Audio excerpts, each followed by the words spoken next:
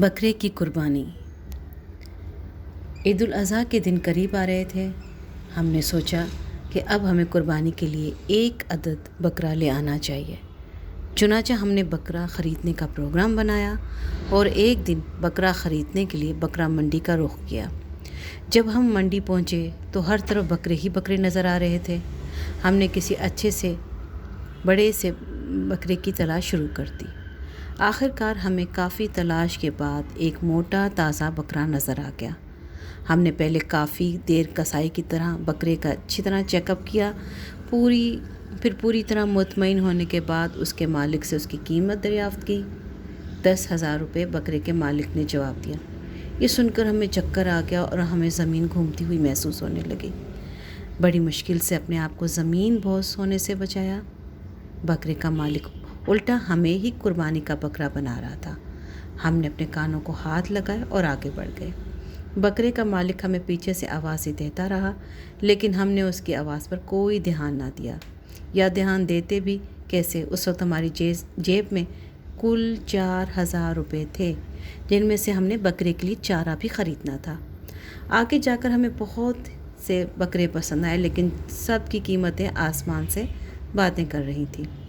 آخر کار ہم مایوس ہو گئے اور گھر کی طرف جانے کا پروگرام بنایا، کیونکہ اتنے مہنگے بکرے خریدنا ہمارے بس کی بات نہیں تھی۔ ہم نے سوچا کہ اس بار عید پر بکرے کی گوشت کے بجائے خیالی پلاؤ ہی پکا کر گزارا کریں گے۔ خیر، ابھی ہم نے 2-3 ہی قدم اٹھائے ہوں گے کہ اچانک پیچھے سے ہماری پیٹھ میں بہت زور کی ٹکر لگی اور ہم چاروں شانے چت ہو گئے، اور ہمیں دن میں بھی تارے نظر آ گئے۔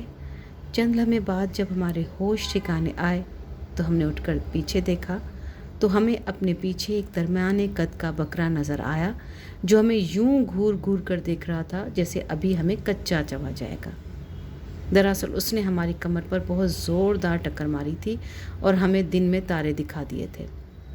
ہمیں وہ بکرا قربانی کے لیے بہت ہی مناسب نظر آیا اور ہم نے اسی کو خریدنے کا پروگرام بنایا۔ ہم نے اس بکرے کے مالک سے اس کی قیمت دریافت کی۔ اس نے کہا کہ 4,500 روپے، لیکن ہمارے پاس اتنے پیسے نہیں تھے۔ خیر، کافی بحث و تکرار کے بعد وہ 3,800 پر راضی ہو گیا۔ ہم نے اس کے مالک کو پیسے ادا کیے اور ساتھ ہی چارے کی دکان تھی، وہاں سے چارہ خریدا اور بکرے میاں کی رسی تھامی اور گھر کی طرف روانہ ہو گئے۔ راستے میں بکرے میاں نے ہمیں ٹکرے مار مار کر ادھموا کر دیا۔ بڑی مشکل سے بکرے میاں کو گھر لے کر پہنچے۔ عید میں ابھی 4-5 دن باقی تھے۔ ان 4-5 دنوں میں بکرے نے ہمارا جو حشر کیا وہ ایک الگ داستان ہے۔ آخر کار عید کا دن آ پہنچا۔ ہم صبح سویرے اٹھے، نہا دھو کر نئے کپڑے پہنے اور عید کی نماز پڑھنے مسجد کی طرف چل دیے۔ نماز پڑھ کر دوستوں سے عید ملے اور گھر کی راہ لی۔ راستے میں کسائی کا گھر پڑتا تھا، وہاں سے کسائی کو ساتھ لیا اور گھر جا پہنچے۔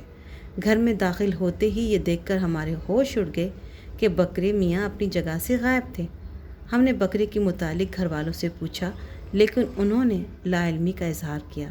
ہم نے سارے گھر میں بکرے کو تلاش کیا، لیکن بکرے میاں کہیں نظر نہ آئے۔ پھر ہم نے محلے کے 3-4 بچوں کو لے کر سارا محلہ چھان مارا اور مسجدوں میں بھی اعلان کروا دیا، لیکن بکرے کا کہیں بھی نام و نشان نہ ملا۔ آخر کار ہم تھک ہار کر گھر واپس آ گئے۔ کسائی بھی اپنے گھر واپس جا چکا تھا، بلکہ کسی اور شکار کی تلاش میں چلا گیا تھا۔